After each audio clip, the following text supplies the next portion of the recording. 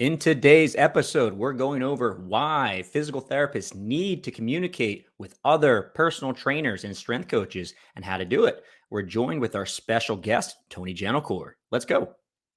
First and foremost, thank you. Thank you so much for your support. You truly allow me to do what I love for a living. My name is Dan Pope. I'm a physical therapist, coach, personal trainer, and meathead. I love all things fitness.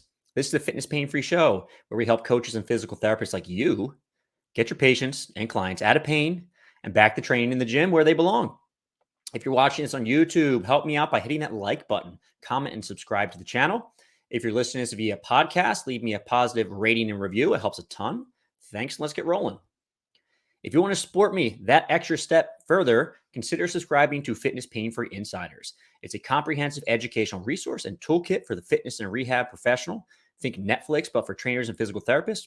People ask me all the time, what's the next step I can take with you, Dan, to learn more? Well, this is it.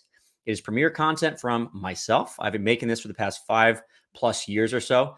We've got 100+ webinars, ebooks, complete guides. I update this once a month. Like I said, you have access to a private Facebook group. Have all your questions answered by me. You can decide upcoming podcast topics, and you can get started for just $1. After that, it's $12.99 per month. It's nice and cheap. You can cancel anytime. So head over to fitnesspainfree.com, click on the programs link, and then click on Fitness Pain Free Insiders Online Library. I'll also leave a link in the show notes so you can check it out. I want to give a little background on Tony Gentilcore before we get going. So first and foremost, he is a strength coach and personal trainer. He is the co-founder of Cressy Sports Performance. He's also currently the owner of Core, which is a training studio in Boston, Massachusetts. He's also a very prolific writer. You may have seen him on tnation.com. That's actually the first time I read about Tony. Also bodybuilding.com, Men's Health, and Stack Magazine. On top of that, Tony travels and speaks internationally, and he collaborates with some of the top personal trainers and strength coaches in the world, right? He's also a personal friend of mine, and I've been working with him for about the past 6 years or so. We work together with a lot of different clients, which I think is a great collaborative effort. And we'll talk about this a little bit more in the podcast. All right, let's get it rolling. Tony, what's going on, man? Good to have you back. Yes, pleasure. So since we spoke last, I know you mentioned Tupac in our last episode. What about Tribe Called Quest? Any of that playing at Champion of late? Man, I'm sorry. I never got into Tribe Called Quest that much. That's my group.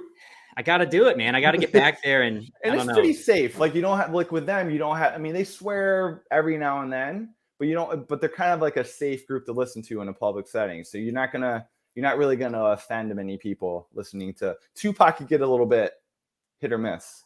But at Tribe Called Quest, you're gonna get. It's pretty safe, and then they're best rap group. That's my favorite rap group of all time. So that's awesome. Yeah, let's do it. Yeah, I would say I listen to more Tupac and Biggie. I feel bad. I probably like Tupac a little bit more, even though I'm an East Coast guy.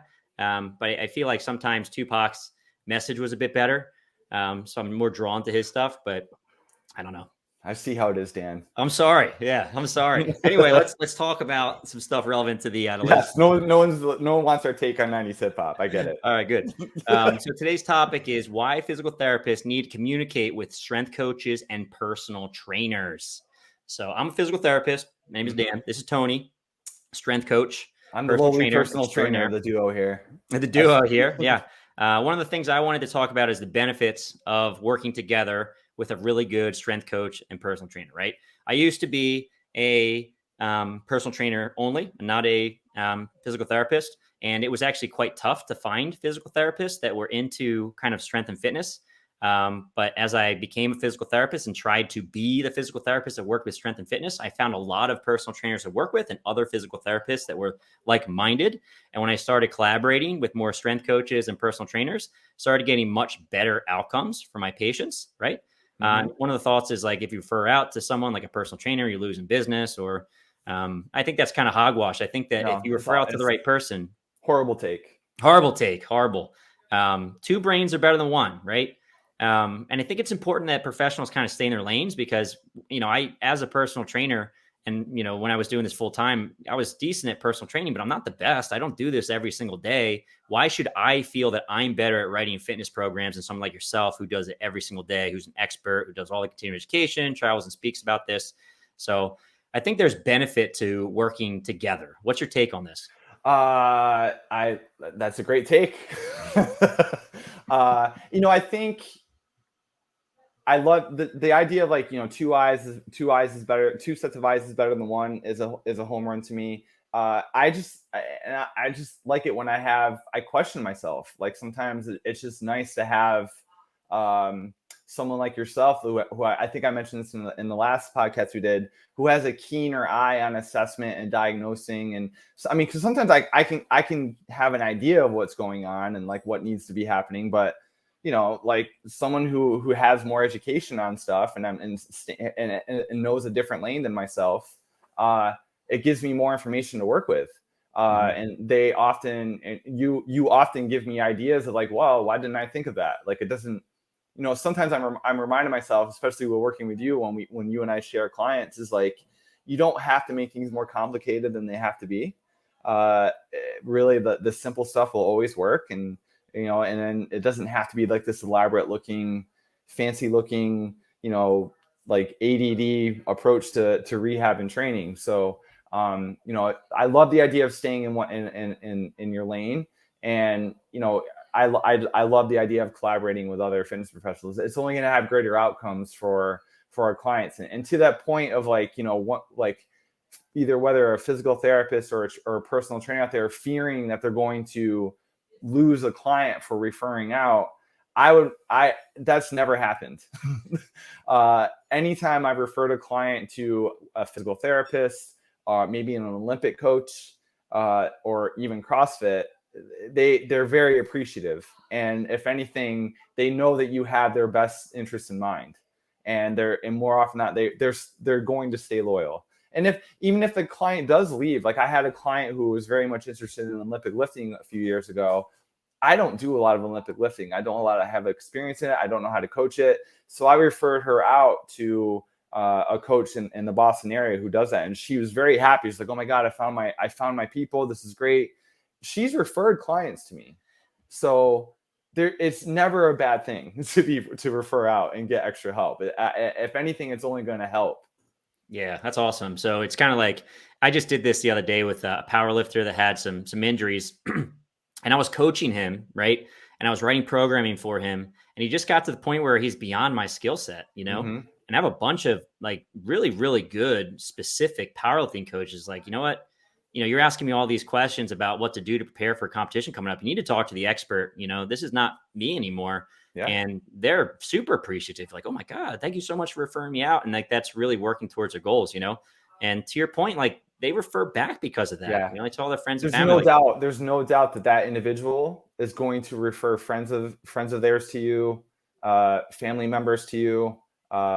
Anytime someone's hurt, hey, go see Dan. It's going to happen. Yeah, for sure. The other thing I wanted to say, and I'm lucky because I have, personal trainers like Tony at Champion. We have a bunch of strength coaches on staff. Personal trainers, strength coaches make my job a lot easier, right? Because oftentimes someone comes to me and I diagnose what's going on. And then I say, hey, I think this is what's going on. And I want you to keep exercising. You're going to go back and continue working with Tony. I would say maybe stay away from these movements. Let's focus on a couple of these movements, but otherwise continue exercising. Tony's going to take care of you. And over the course of time, they continue getting better with a little bit of feedback from me. And then you kind of steering the ship, it's a really nice synergistic relationship. Yeah, I know it just makes modifying programs easier. And technology is so nice now because I mean, like you share a Google sheet and notes are given. It's like, okay, that's what Dan's saying. Okay, I can take his notes and put it into the program I need to write for this next update, and vice versa. So yeah, it's a nice symbiotic relationship, and it behooves any PT, physical therapist, personal trainer, strength coach to have that connection. I know sometimes it's kind of like geographically contingent. Obviously if you live in the middle of nowhere, it makes it a little bit harder, but it's nice. We have the internet. You can broaden your horizons a little bit. Yeah, for sure. I love it. So when Tony and I work together, right, let's say we had a recent client that came in with hip pain, right? It's a runner you normally work with. She came in to see me. I've actually known her for a while. Basically, I evaluate what's going on in her hip, right? And say, I think she has glute medius tendinopathy, greater trochanteric syndrome. Here are the movements we should probably stay away from. So it's a lot of single-legged stuff that really hurts, right? So I create a Google Doc after I do the evaluation and say, hey, Tony, I think this person has greater trochanteric syndrome. She's not able to run quite yet. Let's pull back on some of the running. She has a lot of trouble with single-legged strength training. So I'm going to write a program for single-legged strength training, and I'll handle some of the specific strengthening for the area to get it better. But squats, deadlifts, double-legged jumps are all on the table. Let's have you write a program for that. And then the other piece is like, if I think there's a couple accessories that she would do well with, it's going to help her with her sport as well as her injury. I'll write that on the Google Doc, and I just send that over to Tony, and Tony kind of grabs that and runs with it. Yeah. I mean, that's happened several times. I mean, I could probably go into my email right now and have a history of like 5, 6, 7 clients you and I have shared, where it's just a nice reference point. And like I said, like you said, two heads are better than one. And you see stuff that I don't. I don't know if I've ever seen anything that you didn't, but you've definitely. You're talking me up, man. I miss stuff all the time. But just to give an idea, that is the system. It isn't anything elaborate. I mean, I'm just referring, hey, I'm staying in my lane. You're hurt. I really don't know what's going on with the hip. I mean, obviously, I think it might be like a loading thing with your running, but maybe your hip isn't really prepared for this activity right now. Go see Dan. Dan does his assessment, puts the notes in the Google Drive, sends it to me. Tony, do this, try to avoid that. It makes my programming easier. I mean, I can way easier. And then, this individual came in the other day and said, hey, this exercise that you had me do on week 1, my hip didn't like that. So I was like, okay, well, I'll just go into my end of the Google Drive and just make the little fix, and did that. Easy peasy. Yeah, pretty good. A quick little side note, this patient we're talking about, I had a Google Doc from her from it had like 12 different old injuries on there and old programs. Yeah. And I shared it with Tony. And Tony must have thought that she had like hip pain, knee pain, shin pain, Achilles pain, oh my God, what's going pain, on? leg pain, because there was like 12 different old injuries, and tried to put all the exercise into one program. And then I was like, oh, no. I think she had said like, no. Those are healed. Right. I'm fine. It's but I kind of did it though. I did kind of do it. Yeah. Good job. So I passed the test. Yeah. So I guess my next question would be, so other physical therapists that are listening to the podcast probably haven't done much of this, right? But what are your expectations for these physical therapists lifting? So let's say you refer a client that you have to a physical therapist. What are your expectations for the physical therapist? What do you want them to do? My expectation, I have a little bit of a bias towards physical therapists that use the weight room as part of therapy. So my preference is that if I'm going to send somebody to a physical therapist, I've already kind of done a little bit of vetting where I know that physical therapist is not going to be against using barbells, dumbbells, kettlebells, bands, whatever, as part of the therapy process.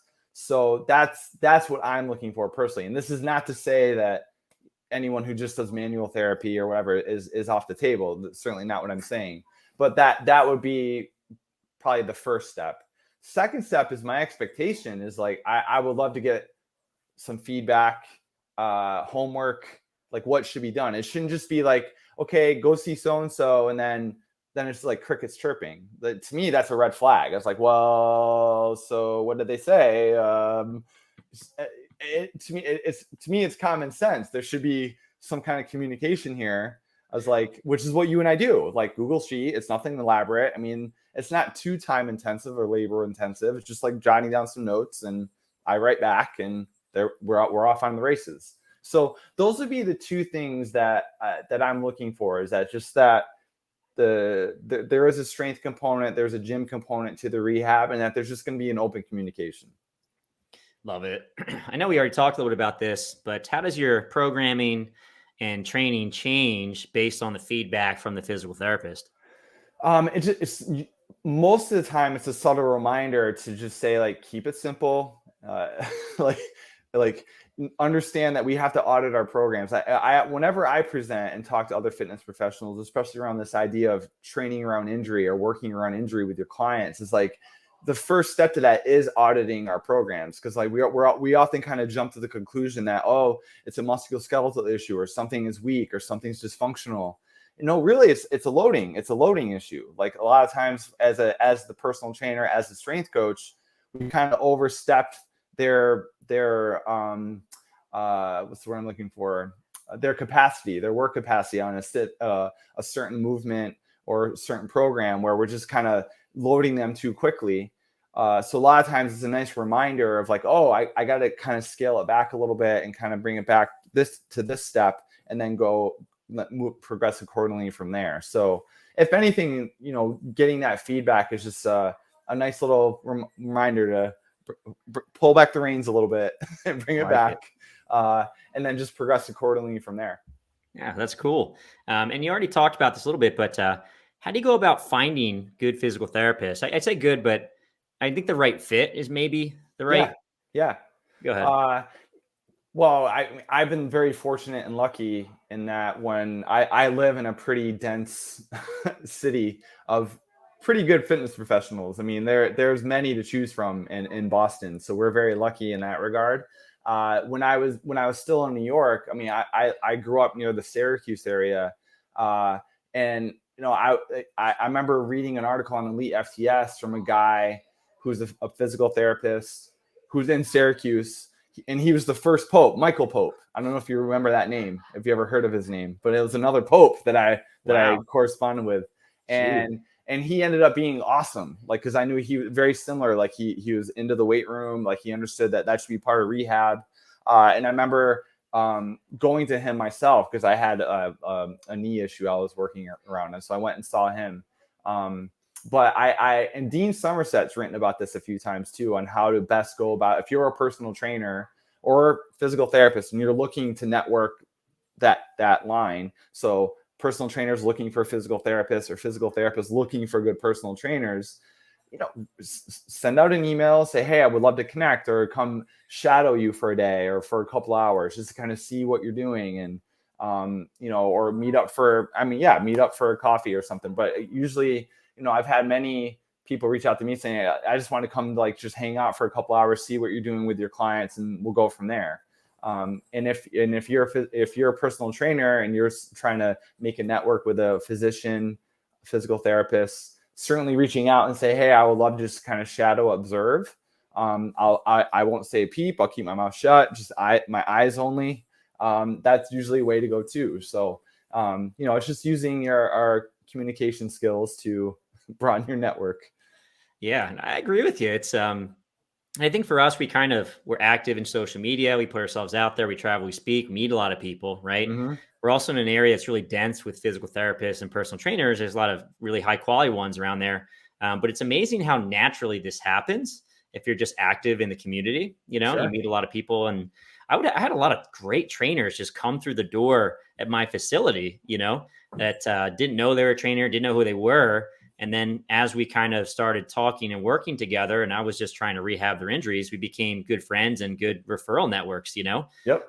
So yeah, it just happens naturally a lot of ways. But I really like what you had said before about kind of vetting people.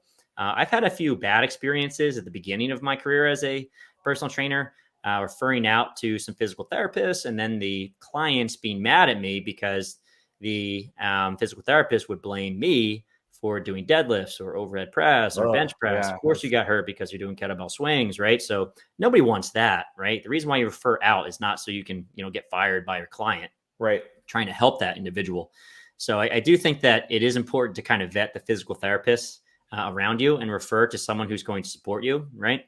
At the very least, I really try not to throw other healthcare providers under the bus. I feel like we do that all the time, and we really shouldn't, right? It's like these big egos. I remember there was a scenario where I had a client who I referred out, and you mentioned kettlebell swings. So kettlebell swings came up, and they're like, oh, they're saying like doing this way of the swing is bad. And, but I leaned into it. I was like, oh, I'm curious to see like how they wanted you to do it as opposed to how I want you to do it. And, so I lean into it a little bit, but you're correct that, because I'm not here to say that I'm end all be all, I'm right all the time. but certainly I want to hear their perspective and why they don't want this individual to deadlift, or because I mean, let's be honest, sometimes it's just that they're not that great at the lift themselves, or they're kettlebell. I don't know, who knows, but so I'll lean into it a little bit, and then maybe inquire like, hey, give me a little bit more detail on why this is your train of thought, and let's have a little bit of a discussion here. But yeah, I agree with you wholeheartedly. Like, there should be no trash talking or trolling. That doesn't do anyone any good. I certainly don't talk trash to my client, to that physical therapist, and I hope it's the same way. Like I try to be respectful. Like, oh my God, that's garbage. That's a garbage piece of advice. Why would he or she say that? That's so dumb. I would never do that. But if anything, I would just be like, that's interesting. And I take a book from my wife, who's a psychologist, and she would just kind of like, repeat what's said. And like, so it sounds to me what they're saying is that, am I correct in saying that? And then see what happens. I mean, that to me is the better approach than to say, oh, that's garbage. That's awful advice. Because that doesn't come across as very professional. So you can kind of be trolly, but in a way that's very respectful. Yeah, I think that's good, right? Especially if it like contradicts, what you know to be best, right? Yes. You're kind of like, well, I think what you heard is wrong, but I'm trying not to be a jerk about saying that. And I don't want to burn bridges and throw people under buses, because I think that happens from physical therapists to coaches to physical therapists to doctors, and all around. And it does not bring up our world, right? It brings everyone down, and it kind of, breaks down, I don't know, what could be a very beneficial relationship, and makes it worse, right? We don't want those things. But it happens, and that's why it's important to vet. So, you had a bad experience. I'm sure you learned from it, and you probably just didn't refer people to that person anymore. And so they move on, turn the page, like everything's fine. Yeah, good stuff. Well, I like it. Hopefully today, the listeners got an idea about how we work together, because I think, at least for physical therapists, having a few personal trainers and strength coaches in your network to make your life easier and to improve client outcomes is super beneficial. So thank you so much for being on today. I really appreciate that. No, my pleasure as always, Dan. And hopefully I was glad that I was able to come on and shed some light. And Well, I said this before, but I truly mean it, is that I get people ask me all the time, what are the great resources out there for strength and conditioning, right? And your name pops up all the time. So how can people learn more from you? How do they best follow you? What's the next step for them? It's home base is my website. So TonyGentilcore.com. One day I'm going to give my website a facelift and like update it. And it hasn't been updated in, I think 2014. But it's still a good looking website. It's very professional looking, and it's not too chaotic. But I actually just looked at it, and I have one gripe. Oh yes, please. On your about page, the photo of, was it Dagny the cat? Is it? Yeah, she might be on there. Yeah. It didn't load. I was upset. Oh man. Well, I have to fix that. Yeah. It was supposed to be the cutest cat in the world, and I have no idea. no image. Cat is. Yeah. All right. Well, I'll definitely leave that in the show notes. I think Tony actually has a really good Instagram account too, so I'll put that in the show notes as well. But thanks again, Tony. Yep. We'll talk soon. All right. Thanks. And lastly, thank you so much for your support. You truly allow me to do what I love for a living. If you are watching this on YouTube, please give me a thumbs up. I'd love to hear your comments, and subscribe to the channel if you haven't already. If you're watching the podcast or listening to the podcast version of this, please leave a positive rating and review. It helps me out tremendously. And lastly, if you want to go that last extra step and support me further, consider subscribing to Fitness Pain-Free Insiders. It's the logical next step if you want to try to support me more, but also learn more about treatment of folks in the strength and fitness world, right? So I'll put a link in the show notes to Fitness Pain-Free Insiders, but if you head to fitnesspainfree.com, click on the programs link, and then click on Fitness Pain-Free Insiders online library, you can check it out. Lots of great learning. Thanks again, guys. I'll talk to you later.